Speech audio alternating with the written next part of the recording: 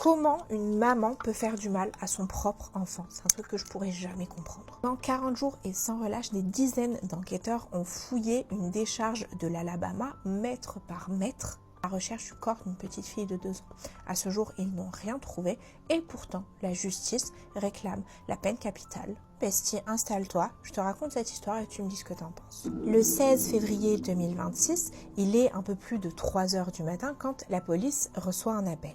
Au bout du fil, il y a Adrienne Reed, 33 ans. Elle dit qu'elle vient de se réveiller. Elle est allée checker le lit de sa fille, qui est complètement vide. En plus de ça, la porte d'entrée de son appartement est grande ouverte. Sa fille s'appelle Genesis Nova Reed. Elle a 2 ans et selon sa maman, elle porte à ce moment-là un petit pyjama rose mini. En quelques heures, c'est la mobilisation totale. La disparition d'une petite fille de 2 ans, ce n'est pas anodin. Le FBI, les US Marshals, la police du coin et même d'ailleurs sont appelés pour porter main forte.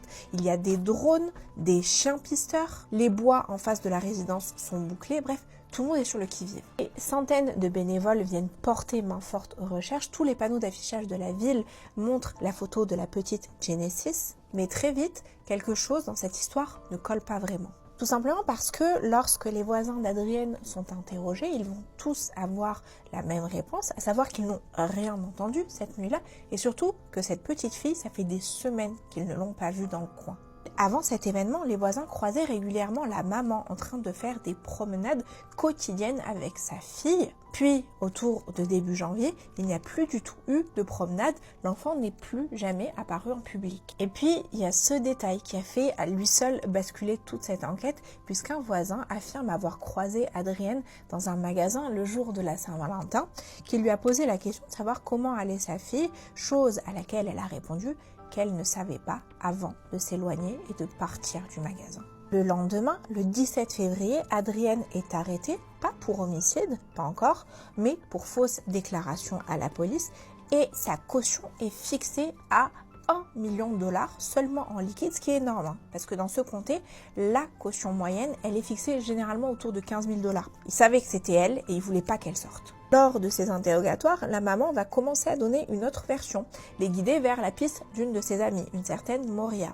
Mais c'est tout ce qu'elle donne, hein. Elle ne donne aucun autre détail sur cette amie-là, aucun détail exploitable, aucun nom de famille, aucune adresse, aucun numéro de téléphone, juste qu'elle sait qu'elle fréquente un des bars de la ville où ils habitent. La police lance quand même un appel à témoins et il précise une chose, c'est qu'elle est personne d'intérêt dans cette affaire et elle n'est pas suspecte. Et là, les réseaux sociaux s'emballent d'un coup. En quelques heures, des internautes retrouvent une femme qui pourrait ressembler à cette fameuse Moria, quelqu'un du quartier hein, qui porte le même prénom. Et elle se fait harceler sur les réseaux, elle se fait poursuivre, des gens campent devant chez elle, ils exigent justice et il a fallu que la police intervienne pour dire que non, c'était pas elle, ils avaient juste besoin de l'interroger pour avancer dans cette affaire. Le 9 mars 2026, nouveau rebondissement dans cette affaire, c'est le jour où Genesis aurait dû avoir 3 ans et c'est ce jour-là que la police choisit pour annoncer les nouvelles charges qui sont portées à l'encontre de sa mère, à savoir meurtre aggravé. Lors de la conférence de presse, on en apprend un peu plus sur ce qui se serait passé. D'après les enquêteurs, Genesis n'est pas décédée en février, au moment où sa mère l'a portée disparue, mais le soir de Noël, 25 décembre, l'enfant aurait rendu visite avec sa mère à de la famille. Elle serait ensuite rentrée tard chez elle. Et selon la police, ce soir-là, la caméra de surveillance d'un de ses voisins filme Adrienne sortir de chez elle autour de 23h30 en direction de la benne à ordures de la résidence avec un énorme sac à roulettes. 2 jours plus tard, toujours grâce à la même caméra de surveillance, Adrienne est filmée se dirigeant vers la même benne à ordures, cette fois-ci en apportant les vêtements et les jouets de sa petite fille.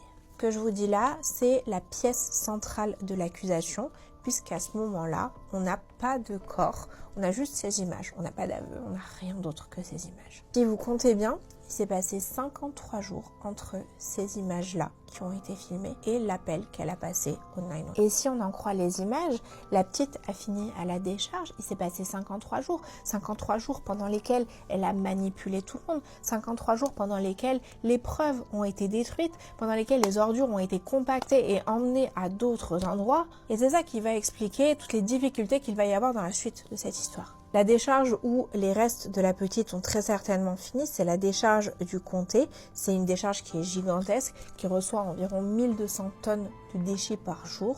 Des reconstitutions sont demandées, la police va essayer avec les chiens de retrouver la piste de l'enfant, le chemin qu'ont effectué les différents camions poubelles pour savoir où est-ce qu'elle aurait pu finir. Ils vont quand même réussir à isoler un endroit potentiel, un endroit où les chiens ont marqué, mais c'est un endroit qui est très profond. C'est une zone d'environ 60 mètres sur 30 qui fait 2 à 3 mètres de profondeur. La police fait intervenir une équipe spécialisée, la Team Adam, qui est une unité spécialisée du Centre national pour les enfants disparus, qui n'intervient que pour ce type de fouilles. Et le 7 mai, tout démarre. Les recherches officielles commencent. Plus de 60 personnes sont là, nuit et jour, à se relayer. Il y a même des bénévoles, des engins lourds viennent porter main forte à ces recherches. Et le 13 juillet 2026, après 40 jours de recherche, lors d'une conférence de presse, le shérif en charge de l'affaire prend la parole et annonce l'arrêt des recherches. Genesis n'a jamais été retrouvée. C'est à partir de là que cette affaire devient un peu pénible, pour pas dire autre chose. On n'a pas de corps, donc il n'y a pas de cause officielle du décès. L'accusation repose sur un faisceau d'indices, à savoir des images de caméras de surveillance filmées par une caméra voisine. Il n'y a pas d'aveu. La piste de l'amie, la fameuse Moria, n'a jamais réellement été exploitée, n'a jamais réellement été élucidée. La peine encourue par la maman, si elle est reconnue coupable, c'est la peine capitale. Mais à juste titre, est-ce qu'on peut condamner quelqu'un à mort si toute l'accusation repose sur un faisceau d'indices? Tout ce qu'on sait aujourd'hui, c'est qu'une petite fille de 2 ans a été portée disparue 53 jours trop tard, qu'une décharge a été fouillée pendant plus de 40 jours pour rien, que l'accusation réclame la peine capitale sans corps et que la défense, elle, parle d'une théorie sans fondement.